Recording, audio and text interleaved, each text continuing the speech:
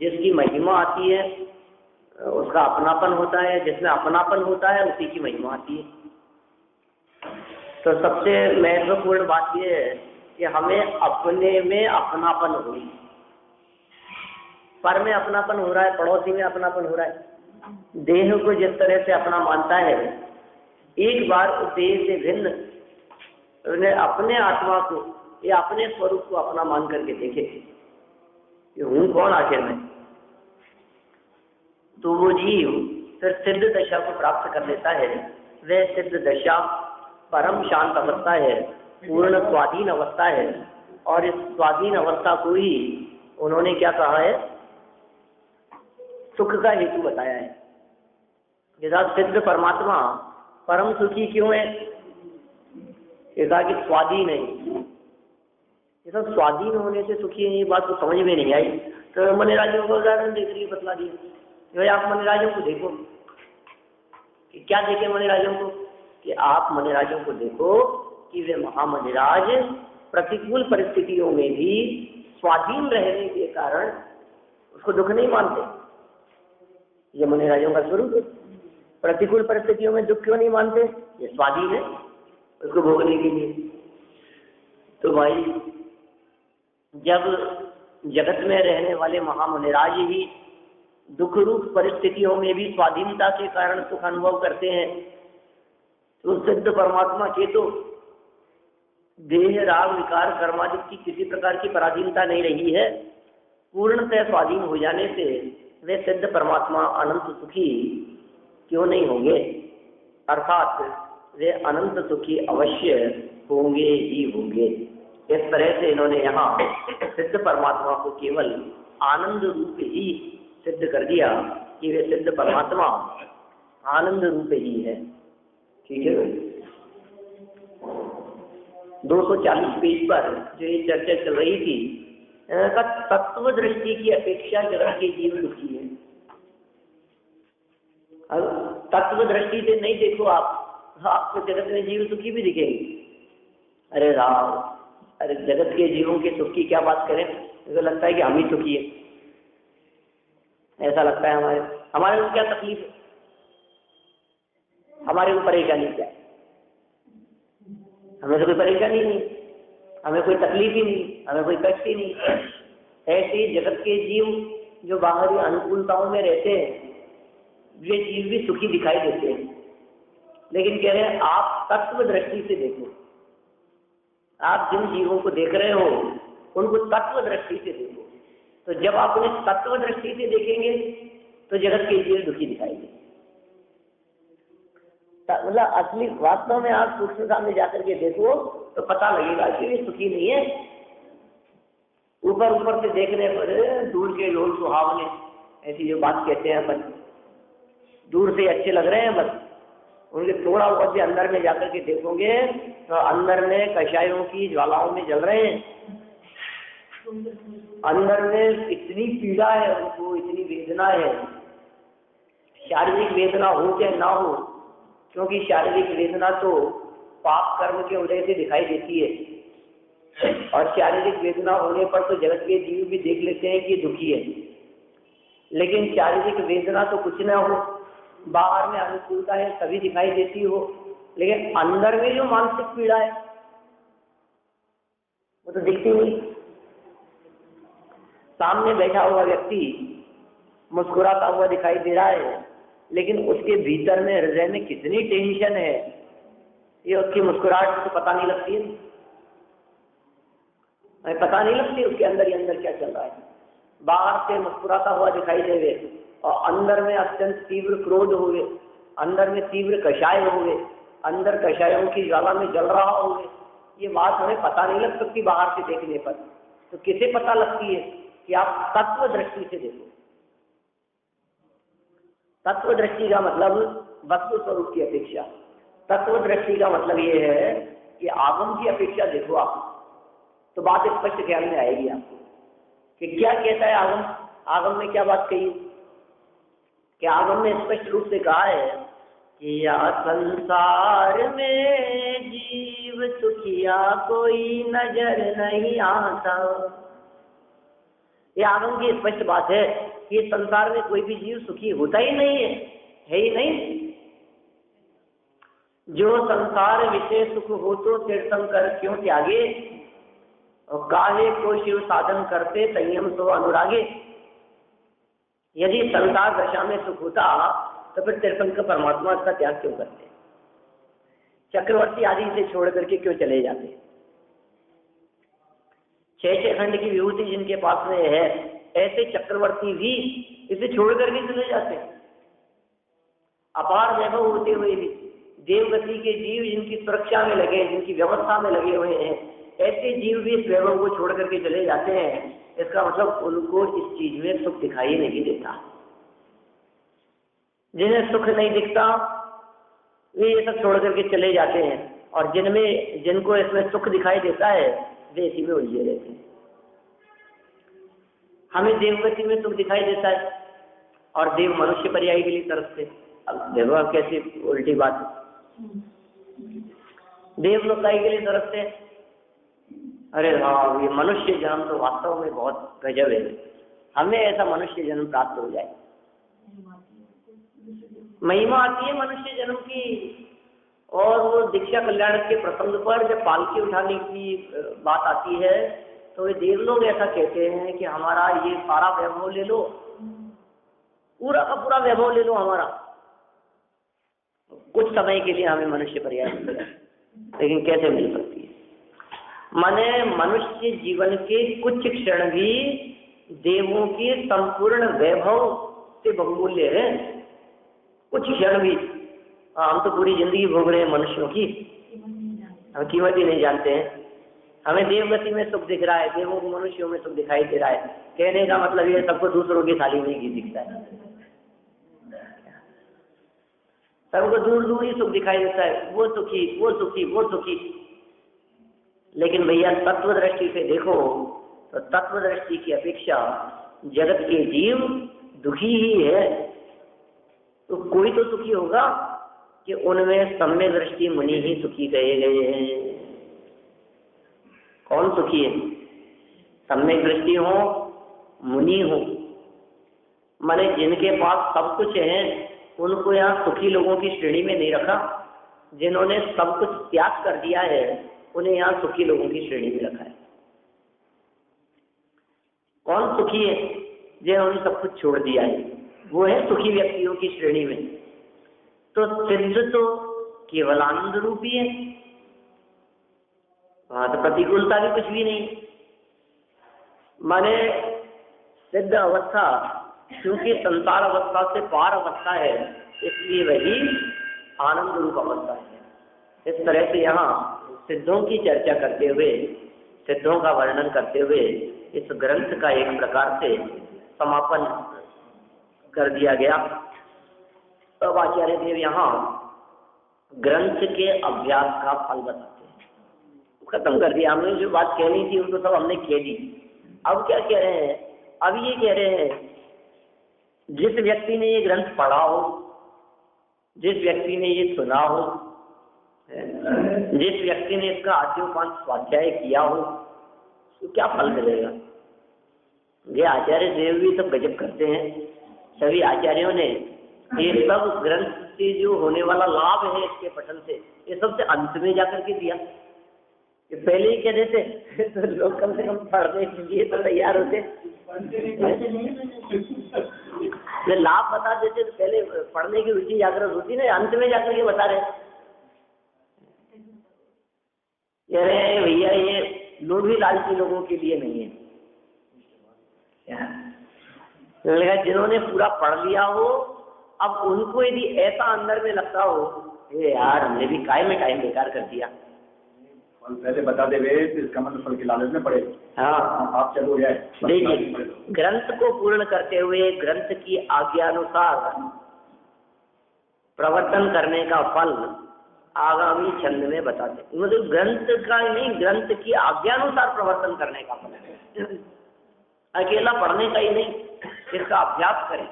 जो बातें हमने यहाँ कही है 267 श्लोक में, जिन शिक्षाओं को हमने कहा है, जो उपदेश हमारे माध्यम से दिया गया है, उस उपदेश को हे भव्य जीवों,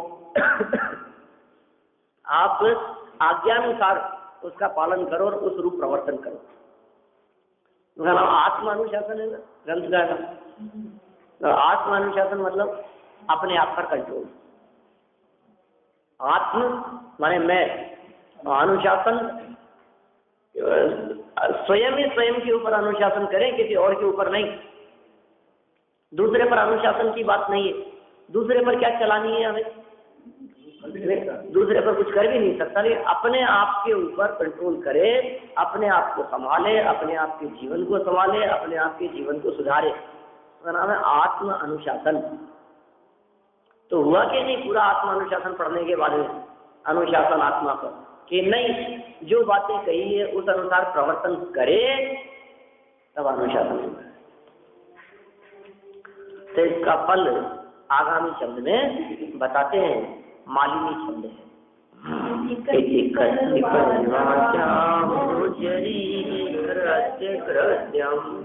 रचित मुचित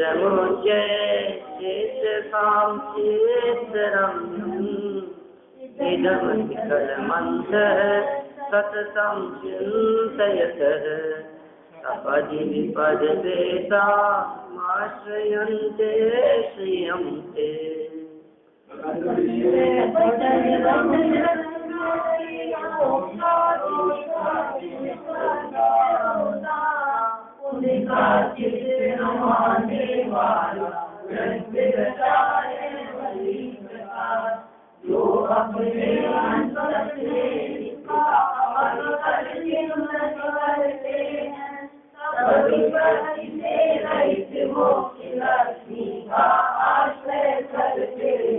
क्या कह रहे हैं? कतिपय वचन गम्य रचना से होता जिनका चित्त उदार।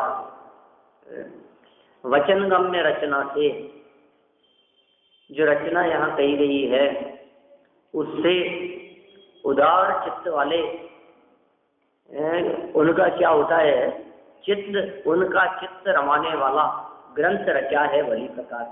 आचार्य देव गुणभद्र स्वामी आत्मानुशासन की इस रचना को करते हुए स्वयं ही ये कह रहे हैं कि मैंने जो इस ग्रंथ की रचना की है, ये ग्रंथ की रचना निश्चित रूप से सज्जनों के चित्त को हरण करने वाली होगी। चेतो हरिष्यति सतां नलिनी दलेषु मुक्ता फलद्युतिमुपैति नरूण बिंदु। समझ में आया क्या आप क्या कहना चाहते हैं? वो बात यहाँ कही है। चेतो चित्त हरिष्यति हरेगा, चेतो हरिष्यति सताम सज्जनों के। चेतो हरिष्यति सताम सज्जनों के चित्त को हर लेगा ये वक्ता हमारे पुत्र। मतलब मान आचार्य देव दावे के साथ ये बात कह रहे हैं कि मैं जो ये भक्तामृत स्तोत्र की रचना कर रहा हूँ, ये निश्चित रूप से ज्ञानियों के, सज्जनों के, महापुरुषों के, मुनिराजियों के, व्रतियों के, ज्ञानियों के चित्त को हर लेगा, उनके चित्त को आकर्षित करने वाला होगा। तो कोई सामने से बात कहे बड़ा घमंड हो गया है तुम्हारे को, तुम रचना कर रहे हो और सबका चित्त रहेगा। समझ क्या रखा है तुमने? तुम कुछ भी लिखोगे और लोगों के चित्त को हरेगा कि नहीं, मैं लिख रहा हूँ इसलिए नहीं, मैं लिख रहा हूँ इसलिए जगत के जीवों को पसंद आएगा, ये बात नहीं है। अरे मैं जो लिख रहा हूँ इसमें स्तुति आदिनाथ की है, तो चित्त तो अपने आप कह रही है जगत के जीवों का। मैं यदि लिखता तो मेरी बातों में वो दम नहीं है, लेकिन मैं जो बात कह रहा हूँ वो बात तो आदिनाथ की है ना, बात कहने वाले की नहीं है, बात किसके बारे में कही जा रही है वो आकर्षक है। समझ में आ रही है बात?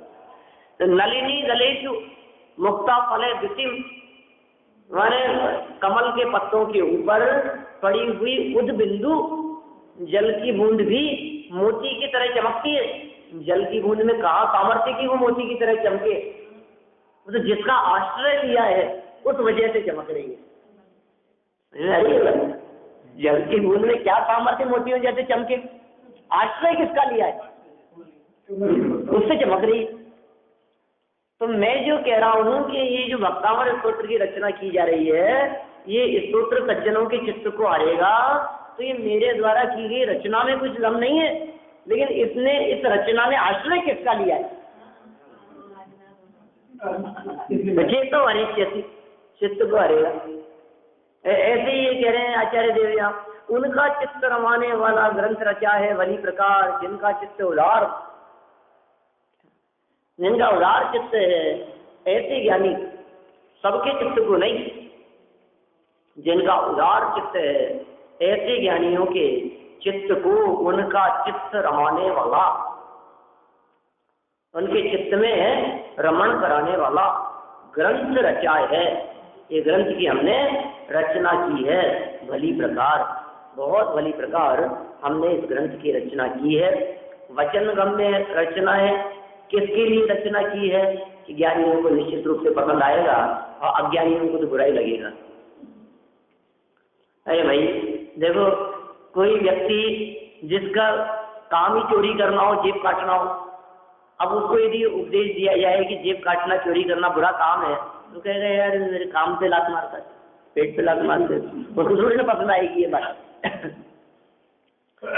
ये आचार्य आदि की चर्चाएं तो उसे ही पसंद आएगी जो सज्जन है, जो ज्ञानी है। ये आत्मानुशासन में की गई आत्म कल्याण की चर्चाएं, वस्तु स्वरूप की दिग्दर्शक, आत्म स्वरूप को बतलाने वाली, आत्म स्वरूप का वर्णन करने वाली, विषय विकार रागादि भावों से छुड़ाने वाली जो चर्चाएं हमने यहाँ की है, ये चर्चाएं तो किसके चित्त को आकर्षित करेगी? ज्ञानी जनों के चित्त को आकर्षित करेगी। माने मन माफिक, समझ में आ रही है बात? जैसे मान लीजिए कई तरह की पिक्चर आती है, कोई लड़ाई झगड़े की पिक्चर होती है, कोई कैसी होती है, सब अलग अलग तरह की पिक्चर है ना। अब किसको कौन सी पसंद आती है? जो जैसा व्यक्ति हो,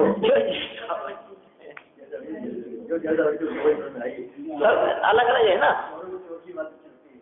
तो अब ये यहाँ जो ये बात कह रहे हैं, ये बातें किसको पसंद आएगी? जिसकी जैसी दृष्टि होगी। ज्ञानियों को पसंद आएगी, वैरागियों को पसंद आएगी, वीतरागियों को पसंद आएगी, सज्जनों को पसंद आएगी। ठीक है ना? तो उनका चित्त रवाने वाला ग्रंथ रचा है भली प्रकार। अब ये रच तो दिया, लेकिन जो अपने अंतस में इसका अविकल चिंतन करते हैं, हमारे द्वारा इस ग्रंथ की रचना कर देने के उपरांत अब जो अपने अंतस में कहकर के भी एक मार्मिक बात यहाँ कहना चाहते हैं कि भैया इसको बाहर में जबान से मत पढ़ना,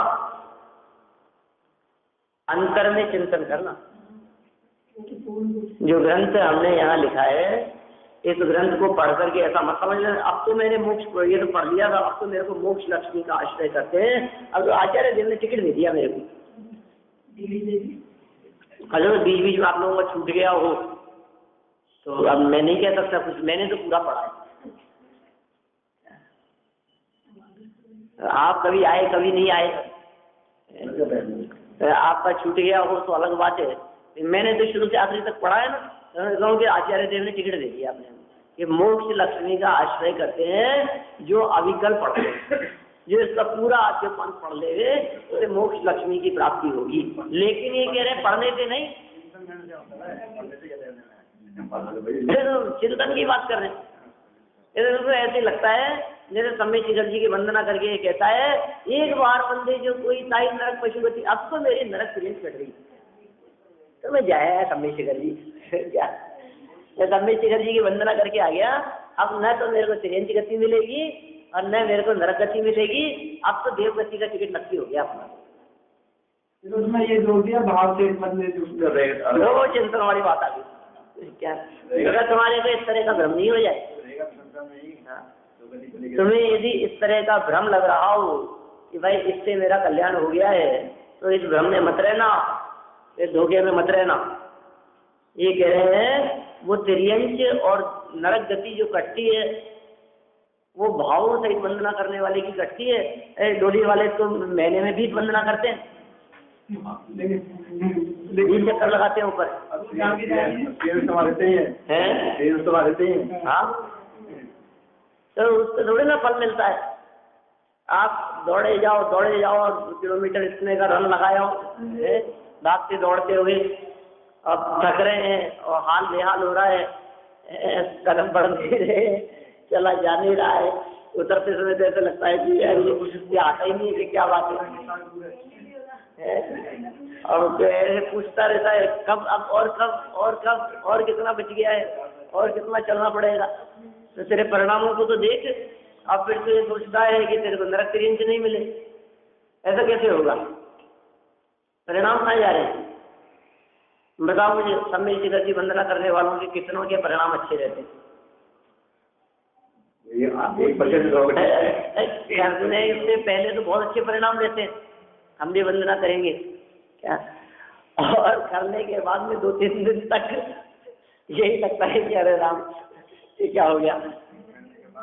और रास्ते में भी चलो बोलो ये क्या किया आपने, फल तो परिणाम का लगेगा। उपवास कर लिया, कष्ट पा करके, कष्ट पाने में धर्म है क्या? परेशानी में धर्म है क्या? संकट में धर्म लगता है, जितना कष्ट भोगोगे उतना ज्यादा आपको कर्म जरेंगे, ऐसा होता है क्या? असली बात तो है आपके भाव कितने लगे हुए हैं, आपको उस क्षेत्र की महिमा कितनी आ रही है, और उस क्षेत्र की महिमा किस वजह से आ रही है। सिर्फ दूरी और ऊंचाई की वजह से नहीं, अरे इस क्षेत्र की महिमा अनंत सिद्ध परमात्माओं की वजह से है, तीर्थंकरों की मुक्ति की वजह से है।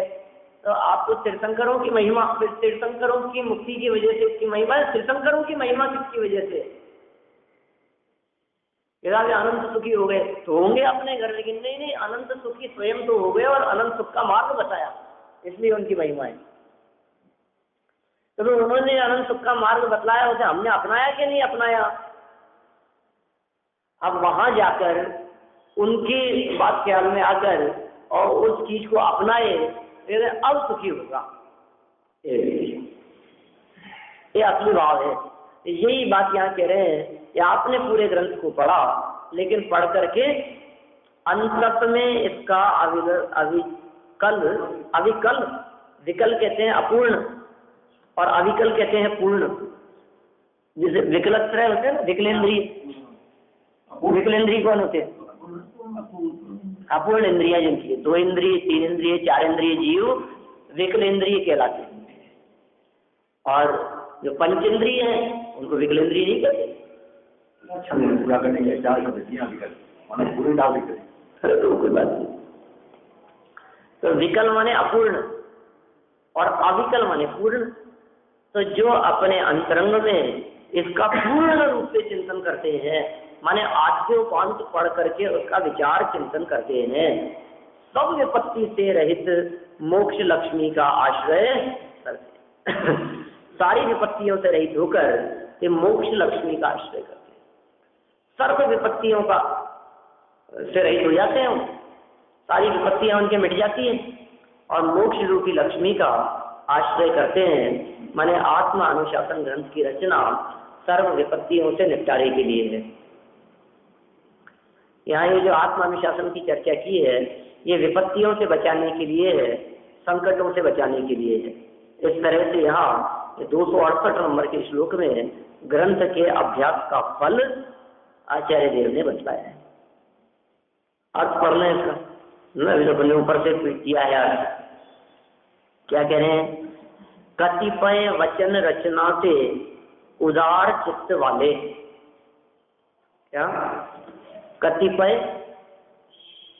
वचन रचना से उदार जिनका चित्त हो गया है, ऐसे उदार चित्त वाले महामुनियों को रमणीक यह निर्दोष आत्मानुशासन ग्रंथ भले प्रकार रचा गया है। माने जो आत्मानुशासन नामक जो ग्रंथ है, यह आत्मानुशासन नामक ग्रंथ किसके लिए रचा गया है? जो उदार चित्त वाले महामुनियों को रमणीक, कौन रमण करेंगे इसमें?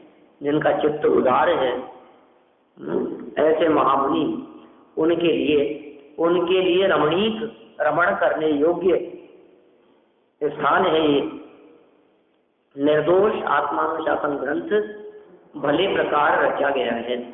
भले प्रकार रचा गया है, इसमें भी ये बात अपन ले सकते हैं कि बहुत सावधानी पूर्वक इसकी रचना की गई। भले प्रकार रचा गया मतलब सावधानी पूर्वक। जैसे लगभग सभी ग्रंथकार ग्रंथों के अंत में इस तरह की बात कहते हैं कि लघुदी तथा प्रमाद से शब्द अर्थ की भूल, सुधी सुधार पढ़ो सदा जो चाहो बहुल।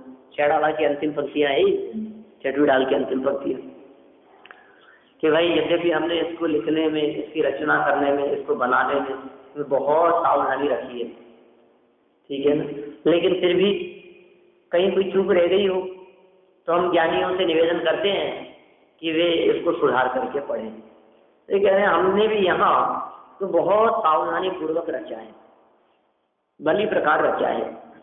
और जो अंतःकरण में निरंतर महापुरुषों के गुणों का चिंतन करता है, अंदर में क्या करता है, हमने जिसकी रचना की है, इस रचना को पढ़कर महापुरुषों के गुणों का चिंतन करता है, वह शीघ्र ही आपदा रहित अविनाशी लक्ष्मी प्राप्त करता है। देखिए क्या ये जो कहा ना महापुरुषों के गुणों का चिंतन, ये महापुरुषों के गुणों का चिंतन कहा और फिर कहा अविनाशी लक्ष्मी की प्राप्ति करता है। तो कहा जिन गुणों का चिंतन करता है उन गुणों की प्राप्ति हो लेता है। ये नियम है इस तरह का। जो व्यक्ति जिस गुण को चाहता है, जिनकी महिमा जिस व्यक्ति के हृदय में आती है, वो व्यक्ति धीरे धीरे करके वैसा ही बन जाता है। या जो जैसा बनना चाहता है उसको महिमा भी उसी की आनी चाहिए। वंदे तद्गुण लब्ध है, जो उमा स्वामी आचार्य ने तत्वार्थ सूत्र के मंगलाचरण में बात कही, वंदे वंदना करता हूँ तद्गुण लब्ध है, और गुण की प्राप्ति के लिए। हे जिनेन्द्र देव, मैं आपके गुणों की प्राप्ति के लिए आपको वंदना करता हूँ। तो कहा ये उन ज्ञानी महापुरुषों के गुणों का चिंतन किया। ओहो वीतराग का क्या गजब चीज है। तो जिसके हृदय में वीतराग की महिमा आ रही है तो फिर क्या होगा, तुम तो प्रभु वीतरागी हमें कब बनाओगे। कैसे बनाएंगे, फिर वीतरागी को देख करके, वीतरागी को लख वीतरागी बनो, ये हो गया काम। अब उनके गुणों को देखा हमने, वीतरागी भगवान को, अब वीतरागी भगवान को देख करके वीतरागता की महिमा आ गई हमारे को। अब जिनके हृदय में वीतरागता की महिमा आ गई, अभी वीतरागी कैसे नहीं बनेंगे। तो अल्पकाल में ही अविनाशी लक्ष्मी को प्राप्त करते हैं। जिसके हृदय में सर्वज्ञता की महिमा आ रही है, ये सर्वज्ञ कैसे नहीं बनेगा। जिसके हृदय में अहिंसा की महिमा आ रही है, अचौर्य की महिमा आ रही है, ब्रह्मचर्य की महिमा आ रही है, अपरिग्रह की महिमा जिसके हृदय में है, वो व्यक्ति अपरिग्रही कैसे नहीं होगा। जिसके हृदय में परिग्रह की महिमा है वो परिग्रह की तरफ दौड़ता रहेगा, और जिसके हृदय में अपरिग्रह की महिमा है वो त्याग की तरफ बढ़ता रहेगा। ऐसा सहज होता है कि नहीं, प्रैक्टिकल है ना ये बात। एक तरफ काम होगा। आपको यदि परिग्रह की महिमा आ रही है, आपको यदि वैभव की महिमा, आपको किसी चीज की महिमा बहुत ज्यादा आती है, तो इसका मतलब ये है कि एक दिन आपके पास वो चीज जरूर होगी आपको जिस चीज की महिमा आती है। काम की महिमा घट जाती है जब आपके घर में यदि टीवी नहीं है और आप पड़ोसी के यहाँ देख देख करके आपको टीवी की बहुत महिमा आती है, तो आप नक्की मान करके चलिए एक दिन आपके घर में टीवी आ जाएगा। ऐसा ही स्वरूप है। आपके पास में साधन नहीं है, गाड़ी नहीं है, मोटरसाइकिल नहीं है, स्कूटर नहीं है, तो आप दूसरे को देख देख करके आपको उसकी महिमा आती है कि यार काश अपने पास भी, काश अपने पास भी, तो फिर आ जाएगा और क्या होगा। तो जो चाहता है आयु प्रमाण, जो चाहता है। अब जो व्यक्ति मुनिराजों को देख देख करके जिसको महिमा आती है कि धन्य है मुनिराज, क्या गजब मुनिराजों का स्वरूप है, वो ठंडी नहीं लगती है, और मैं उड़ उड़ करके परेशान हो रहा हूँ, मुझे लगता है कब ऐसा अवसर आएगा कि मैं भी ऐसे त्याग अवस्था को प्राप्त करूंगा। जो चाहो जो मिलेगा, जिसका चिंतन करता है वो मिल जाता है। ये जन धर्म तो ऐसा है। अब तुम किसका चिंतन करते हो? विषय कषायों का चिंतन करने वाले विषय कषायों में फंस के उलझ के रह जाते हैं, और विषय विरक्ति का चिंतन करने वाले विरक्त हो जाते हैं। ज्ञानी धर्मात्मा पुरुष कहते हैं, वे ज्ञानी धर्मात्मा पुरुष निरंतर गुणों से युक्त हैं। तो निरंतर ऐसे महापुरुषों के गुणों का जो चिंतन करते हैं, अपने अंदर में चिंतन करते हैं, धन्य है वे महामुनिराज जो अपरिग्रही है, धन्य है वे महामुनिराज जो जगत से निष्प्रही है, धन्य है वे महामुनिराज जो पंचेंद्रिय विषयों से विरक्त हैं, जो आरंभ और परिग्रह से रहित हो गए हैं। ऐसे मुनिराजों की जिनके हृदय में, ऐसे महापुरुषों की जिनके हृदय में महिमा आ रही है। वास्तव में सभी मुनिराज महापुरुष ही हैं, क्योंकि उनके जो कदम जिस और बढ़े हैं, ये कोई साधारण व्यक्तित्व का काम नहीं है मुनि बन जाना। ये जो कदम बढ़े हैं उनके त्याग की तरफ और सब कुछ छोड़ करके जिन्होंने पीछे कमंडल को अपनाया है, नग्न दिगंबर अवस्था जिनकी हो गई है, ये कोई साधारण काम नहीं है, ये महापुरुषों का काम है। अगर ऐसे महापुरुषों के गुणों का जो चिंतन करते हैं, उनके स्वाध्याय का, उनके संयम का, उनके तपश्चरण का, उनके वैराग्य का, उनके चिंतन का, उनकी भावना का है, उनकी अलिप्त निष्प्रही वृत्ति का जो जीव चिंतन करते हैं, वो शीघ्र ही उन जैसे बन जाते हैं।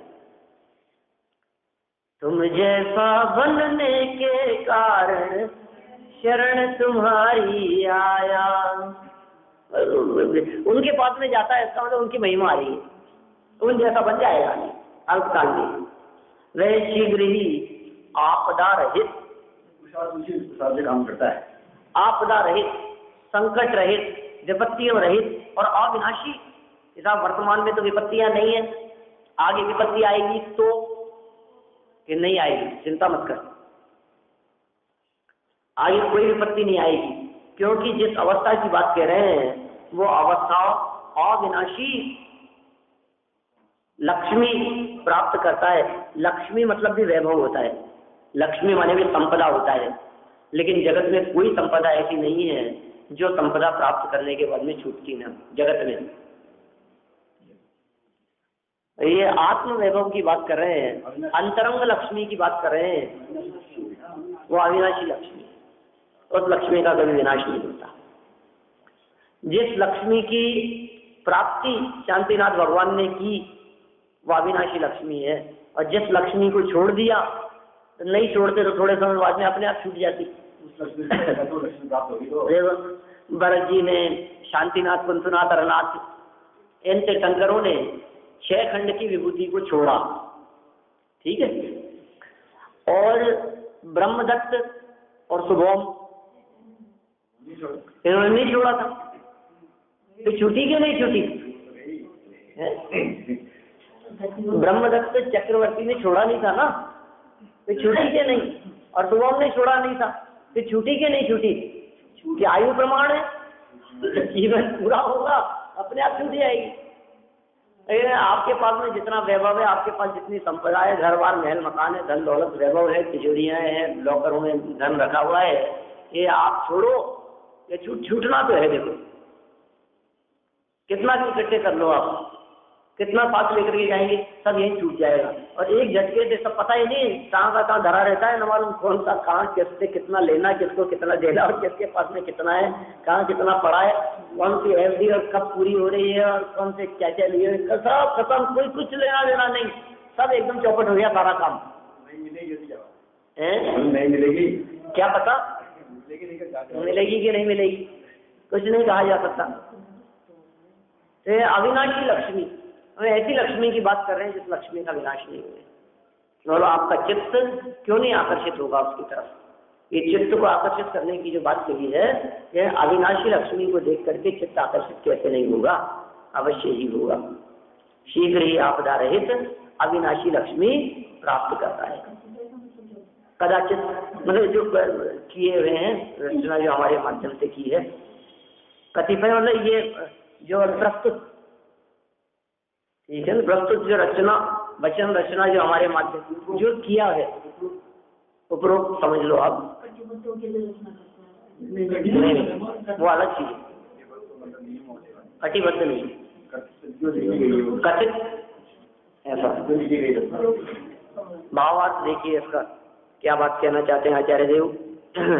जो जैसा चिंतन करता है वैसा फल प्राप्त करता है। सो तैसो फल पाए, क्या है इसकी पहली लाइन? सो तैसो फल पाए,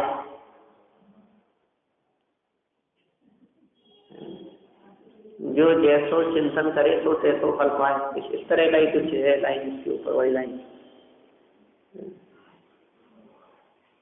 वो बात यहाँ कह रहे हैं, जो जैसा चिंतन करता है वो वैसा फल प्राप्त करता है। जो जैसा सोचता है, आप जैसा सोचते हैं, आप जैसा चिंतन करते हैं, आपके चित्त में जो विचार चलते हैं, आपको उसी की प्राप्ति होगी।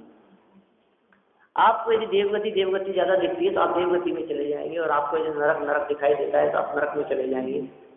और जिसको पानी दिखता था वो पानी में नहीं चला गया, सेठ का जी मेंढक बन गया, जिंदर सेठ। आप क्या सोचे? क्या नहीं, अरे बहुत आसान, सब बहुत आसान है। देवगति की तो आप सोचो ही मत, अनंतवार प्राप्त हो गई। असंख्यात जीव है देवगति में, बहुत खाली है वहाँ, और ये तो थोड़े बहुत भी मंद दशा है जो परिणाम के फल में देवगति की प्राप्ति हो जाती है, उसमें कोई दम नहीं है। नहीं, यहाँ से मर के आगे जाएगा कहाँ? एक देवगति वृत्ति दूसरी को क्या कौन सी है? क्योंकि देव वालों के लिए तो नरक भी नहीं है, देवगति तो वो लोग आएंगे तो उसकी जगह जाएगा कौन? कुल मिलाकर की बात ये है कि देवगति में सीटें बहुत है, और जाने वाले लोग देवगति में ही मैक्सिमम जाते हैं। ये तो आप मान करके चलिए कि जो लोग मंदिर आते हैं रोजाना वो सब देवगति में जाने वाले हैं। इसमें तो कोई शंका वाली बात ही नहीं है, क्योंकि मंदिर नहीं आने वाले और पाप में फंसे रहने वाले ऐसे लोग ही बहुत है दूसरी जगह जाने वाले। ये सब ये जो जैसा चिंतन करता है। अब लेकिन हमारा चिंतन किस तरह का हो, तो वो बात कर रहे हैं यहाँ। जो जैसा चिंतन करता है वैसा फल प्राप्त करता है। जैसे सुगंधित पुष्प के योग से तिल भी सुगंधित हो जाता है।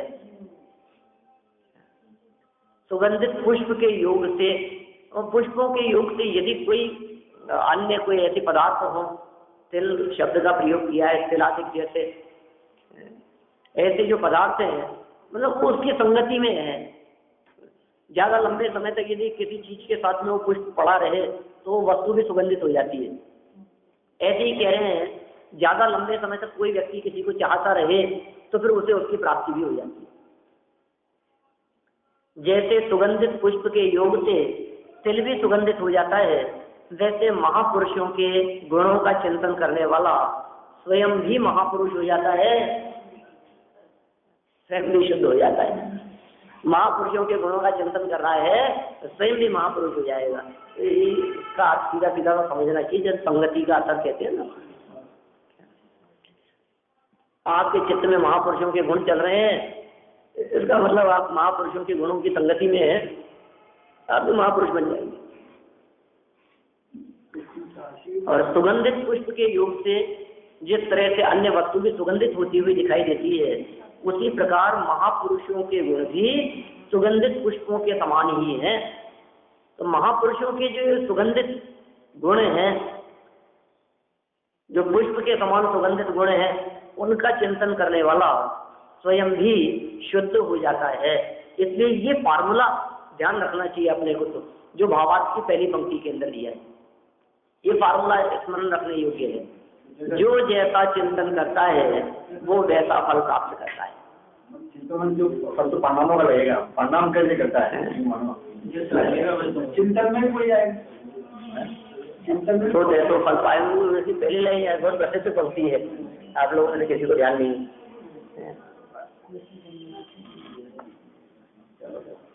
सो तैसो फल पाए, जो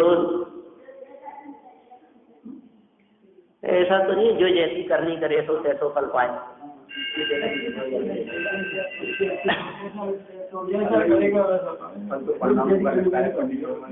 फल परिणामों का चिंतन का मतलब परिणाम ही तो है, और क्या। जैसा चिंतन करता है वैसा फल प्राप्त करता है। इसलिए कुल मिलाकर के जैन परंपरा में ये अंतिम जो छंद यहाँ ग्रंथाभ्यास का जो फल इन्होंने यहाँ बतलाया है, ये आचार्य देव ने बिल्कुल निष्कर्ष रूप में कह दिया। आप अपने चिंतन को सुधारिए, आप अपनी सोच को सुधारिए, आपके विचार और चिंतन बदल जाने चाहिए। आत्मानुशासन ग्रंथ को पढ़ लेने के पश्चात आपकी दृष्टि बदल जानी चाहिए, आपको पदार्थों को देखने का नजरिया बदल जाना चाहिए, क्योंकि फिर अब जैसा चिंतन और जैसी दृष्टि आपकी होगी वैसा ही आपको फल प्राप्त होगा। और इस ग्रंथ में बहुत अच्छी अच्छी बातें कही है, उन सब बातों को हम यदि अपने अंतरंग में अपनाएंगे तो निश्चित रूप से हम भी उसका उत्कृष्ट फल प्राप्त करेंगे। इस तरह आचार्य देव ने यहाँ ग्रंथ अभ्यास के फल की चर्चा की। अब अंतिम 2 छंद और हैं, जिसमें एक में जिन सेनाचार्य का स्मरण किया है जो गुणभद्राचार्य के गुरु थे, और दूसरा एक अंतिम मंगलाचरण और किया है। कल अपन इन दोनों छंदों को जो बहुत शॉर्ट में दिए हैं इनको पूरा करके इस ग्रंथ को संपन्न करेंगे।